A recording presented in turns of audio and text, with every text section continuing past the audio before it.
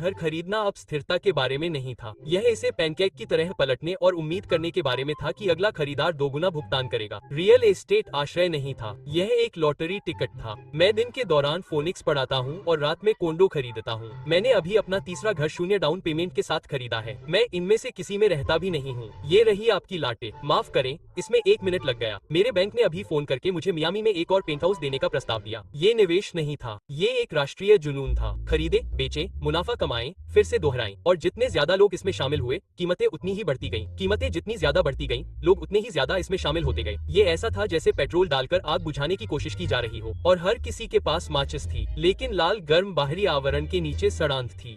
वो subprime mortgage जिन पर हर कोई टूट पड़ा था, वो बहुत खराब थे।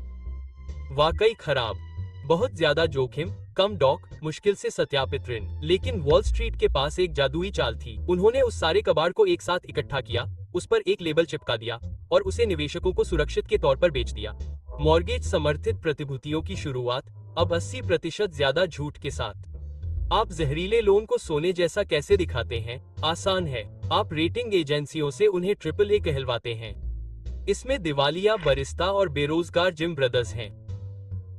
ठीक लग रहा है। यह वह हिस्सा है जिसे उन्होंने ब्रोशर में नहीं डाला। रेटिंग एजेंसियों को उन बैंकों से भुगतान मिल रहा था जिनकी वे रेटिंग कर रहे थे। यह वैसा ही है जैसे किसी फूड क्रिटिक को नौकरी पर रखना और फिर उनसे कहना कि जब तक वे आपके कच्चे चिकन को मिशेलिन स्टार नहीं कहेंगे, तब तक उन्हें भुगतान नहीं किया जाएगा। बंद दरवाजों के पीछे रेडर्स जानते थे कि यह बंडल बकवास है। लेकिन वॉल स्ट्रीट का काम अभी खत्म नहीं हुआ था। उन्होंने उन अस्थिर बंधक बंडलों को लिया और उन्हें और भी जटिल चीजों में मिला दिया। संपार्श्विक ऋण दायित्व, CDOS, वित्तीय कीमिया के माध्यम से बेकार ऋण निवेश योग्य संपत्ति बन गए। वास्तव में हर कोई मूर्ख नहीं था।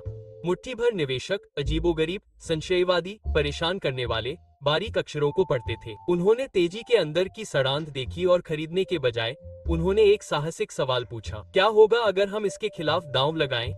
समस्या, ऐसा कोई उत्पाद नहीं था जो आपको ऐसा करने देता। तो वो वॉल स्ट्रीट के संगमरमर के किले में घुस गए और बोले, ये लोन बकवास है, हम इन्हें कम करना चाहते हैं। क्या आप कुछ ऐसा बना सकते हैं जिससे अगर ये डूब भी जाए तो हमें पैसे मिल सकें? क्या आप हाउसिंग मार्केट के खिलाफ दांव लगाना चाहते हैं? ये बहुत प्यारा है। उद्धरण चिन्ह। ठीक है, क्या आप बीमा चाहते हैं? हम लिखेंगे, आप हमें हर महीने पैसे देते हैं और जब कुछ नहीं होता तो हम प्रीमियम अपने पास रख लेते हैं। हर कोई जीतता है, खासकर हम। मेरा मतलब है, ऐसा नहीं है कि पूरा सिस्टम ही ढह जाएगा, है ना? वॉल स्ट्रीट को आसानी से पैसे मिलने की उम्मीद थी। उन्हें निवेशकों पर भरोसा नहीं था, लेकिन उन्हें इस बात का आइडिया पसंद आया कि किसी ऐसी चीज पर लगातार फीस वसूली जाए जिसके बारे में उन्हें लगता था कि वो कभी फेल नहीं होगी। तो उन्होंने काम शुरू किया और एक ऐसी चीज बनाई जिससे दुनिया की अर्थव्यवस्था तबाह हो गई। क्रेडिट डिफॉल्ट स्वैप, बीमा कॉन्ट्रैक्ट जो गिरवी पर दिए गए निवेश के डूबने पर पैसे देते थे। अजीब बात यह है कि बीमा खरीदने के लिए आपको निवेश का मालिक होना जरूरी नहीं था। ये वैसा ही था जैसे आप अपने पड़ोसी की दादी के लिए जीवन बीमा खरीदते हैं और दुआ करते हैं कि कल वो सीढ़ियों से गिर जाए। पूरा सिस्टम झूठ और लाभ उठाने से बना एक जेंगा टावर था। हर ब्लॉक एक खराब मॉर्गेज, हर लेयर एक बड़ा जोखिम भरा दांव। और सबसे ऊपर एक और रिकॉर्ड बोनस के लिए चीयर्स। जब आसानी से पैसा बह रहा हो तो नैतिकता की जरूरत किसे है? विस्लब्लोअर को नजरअंदाज कर दिया गया। रेगुलेटर सो रहे थे और प्रभारी लोग परवाह करने के लिए बहुत अमीर, रुकने के लिए बहुत लालची थे। पार्टी चलती रही जबकि उनके नीचे फर्श चुपचाप दरक रहा था।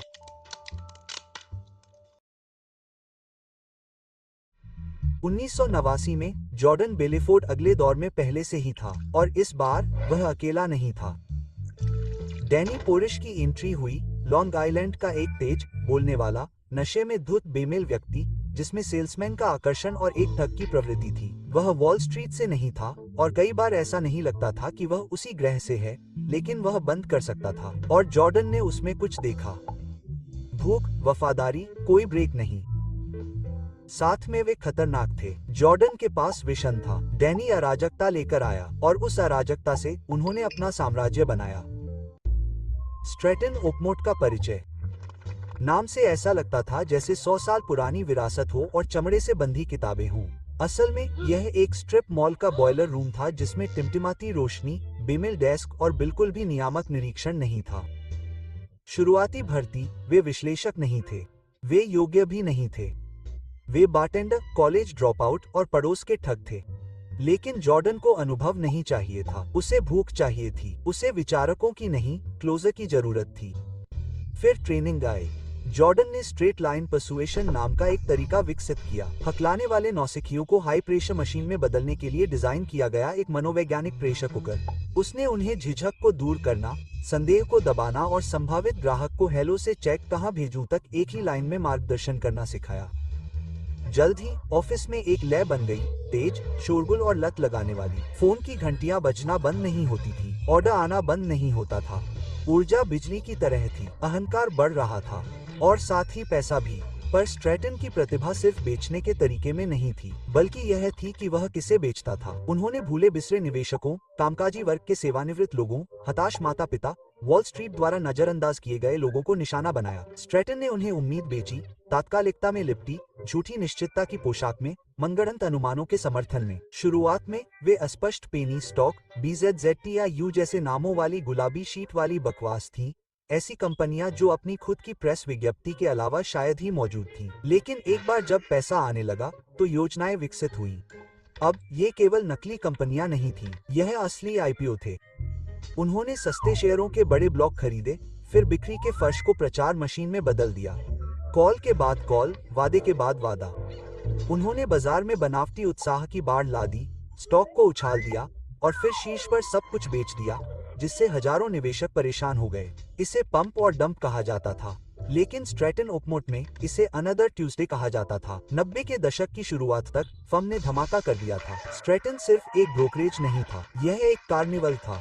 ऑफिस, चीखते हुए फोन, एयर हॉर्न, टेस्टोस्टेरोन, $2000 के सूट और एक गैंडे को मारने के लिए पर्याप्त नशीले पदार्थों का एक धब्बा। जॉर्डन ने एक ऐसी प्रणाली बनाई जहां डर और वफादारी मुद्रा थी। शीर्ष प्रदर्शन करने वालों के साथ रॉयल्टी जैसा व्यवहार किया जाता था। बोनस चेक, छुट्टियां, यहाँ तक कि घड़ियां भी कैंडी की तरह ऑफिस में फेंकी जाती थी। कम प्रदर्शन करने वालों को अपमानित किया जाता था, उन्हें छोड़ दिया जाता था, कुछ ही घंटों में बदल दिया जाता था और फिर पार्टियां आती थी।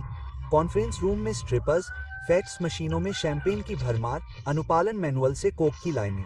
कुछ भी पवित्र नहीं था। फर्नीचर नहीं, कंपनी की कार नहीं, यहाँ तक कि आग बुझाने वाला यंत्र भी नहीं। किसी ने एक बार व्हिप्ड क्रीम और टकीला से भर दिया था। जॉर्डन आधिकारिक तौर पर अरमानी में एक पंथ नेता बन गया था। उसने एक हेलीकॉप्टर खरीदा, उसने अपनी पत्नी नाओमी के नाम पर अपनी नौक का नाम रखा। उसके पास हवेलियां, लैम्बोर्गिनी और रोलेक्स थीं, और इन सब के बावजूद वह एक ही धर्मोपदेश का प्रचार करता था, सफलता ही सब कुछ है, और अगर आप जीत नहीं रहे हैं तो आप कुछ भी नहीं हैं। कागजों पर स्ट्रैटन उपमोट फल फूल रहा था। उन्होंने कंपनियों को सार्वजनिक किया, उन्होंने करोड़ों रुपए जुटाए। फर्म इतनी तेजी से बढ़ रही थी कि कोई भी सोच भी नहीं सकता था। लेकिन सतह के नीचे यह सब धुआं और दर्पण था, क्योंकि जब आप सच्चाई नहीं बेच सकते तो आप सपने बेचते हैं। और जॉर्डन बेलेफोर्ड ने ठीक यही करके एक साम्राज्य खड़ा किया था।